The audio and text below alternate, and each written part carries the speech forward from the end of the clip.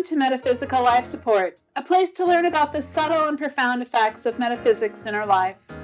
This show is about exploration, tools, and the people who live in awareness, supporting and inspiring us all to live with and from our source, empowering ourselves to manifest consciously, encouraging us to have compassion and a sense of humor about being human. Today, we're continuing with our guest, Rosie Potestio. And in the break, we talked a little bit about understanding what we think about ourselves and identity. But where we want to go next is what people expect of us and how that works in our life. Right. And it ties right into one of the messages in the book, The Wizard of Oz, because these characters act in certain ways because other people expect them to. Can you give me an example? Well, the cowardly lion, people expect him to be a coward.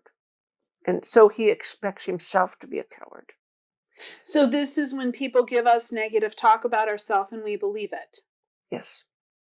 Or when we give ourselves negative talk, but that's Exactly. a whole nother conversation. Right. So when people give us negative feedback that isn't coming from a place of constructivity or love, but is coming from a place of us not fitting into their expectation. So go ahead, say more about the expectation piece. Everyone thinks he's a coward. He thinks he's a coward. And so this is how he acts. And he doesn't break out of it until he gets the affirmation from the wizard that you are courageous. Yes, the wizard gives him like a medal that says, you're courageous. But at that point, when the wizard affirmed it, but up until the wizard affirmed that he was courageous, he never believed he was courageous. The scarecrow never believed he could think could come up with good plans until it was confirmed. Oh, that's so funny. He thought he couldn't think. Yeah, he thought he could think. So they needed this confirmation. And so our children, this is a good example. Our children, what messages are we giving our children? Who do we think they are? And how are we influencing that? And our friends, who do we think they are? And how does that influence our relationship? How we see them, how they see themselves. So in your life, what is something somebody has said to you or an image they held about you that you had to, through your own healing, learning journey, discredit? Oh, that I was too sensitive. That probably was the biggest one. I was too sensitive. Now, being an introvert and being an empath, I had lots of things happening inside me. But by people telling me that I was too sensitive, then of course I need to get strong and I need to get, quiet, and I can't talk about what's happening. I can't talk about these feelings that I'm sad or I'm upset because that'll just trigger that again. Oh, you're too sensitive. And it was difficult for me to forgive that, to put it down and say, no, I am who I am. And it's hard for them to accept this. So now what am I going to do? What am I going to do with this now? And so in the book, what are some of the things that the characters do and that you see as they evolve? What they do is they keep going. They keep going. They don't want to. So, they go to the wizard and they say, we all want these things, and Dorothy wants to go back to Kansas. And the wizard said, okay, fine, go kill the witch. Well, okay.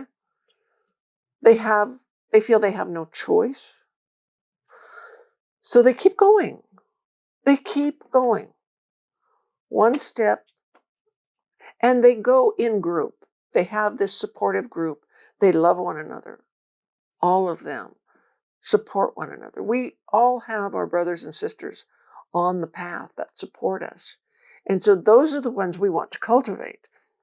Friends like you, Absolutely. who sees the best in me, even if I don't see it myself. And I push you to see it. Yes, Not exactly. from a place of it serves me for you to see yourself better, Exactly. but from a place of I care about you and you need to see this so that you can be happier in your life. Right. Exactly. And I think if we're going to talk to the audience for a minute, Yeah.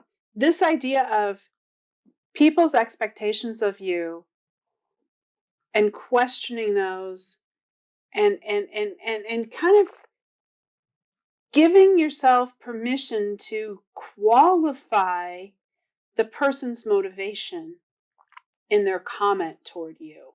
Because the wizard's motivation, I don't know that what motivation is to help them. Do you think it is? No, I think his motivation is to get rid of an enemy, isn't it? Yes, it is. So his comments are self-serving. Yes. So if you have that relationship with somebody that is self-serving or not self-serving, what's in it for them if you agree with their image of you? I think everybody kind of is in it for themselves. I mean, we need to be. We need to say, what's in this for me? We can't be totally giving to everybody else and have nothing left. There has to be something in it for me. What is in my friendship with you?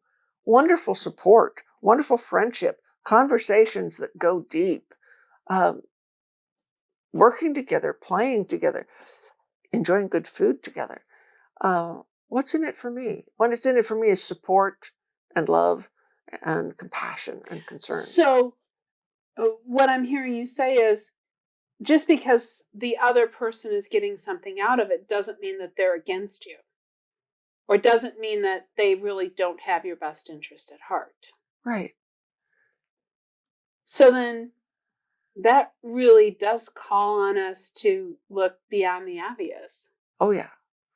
Yeah. Yeah. And ask us to find what's true inside of us? Exactly. Okay. Because isn't a big part of the whole journey of the Wizard of Oz what's inside of you? It's the hero's journey, which, yes, the hero's journey is finding out what's inside of you and having courage and keeping going and one step at a time. And you see, sometimes you only see what's in front of that one step, but you keep going another step. The hero always goes through dark times, always goes through hard times. They usually always have a friend, and they always have something that challenges them. But that's life. That's life. So then, as we're wrapping up this segment, what other point do you think is really worth drawing out in our few minutes we have left? Well, I think one of the big things in life and in the book is courage. Is courage.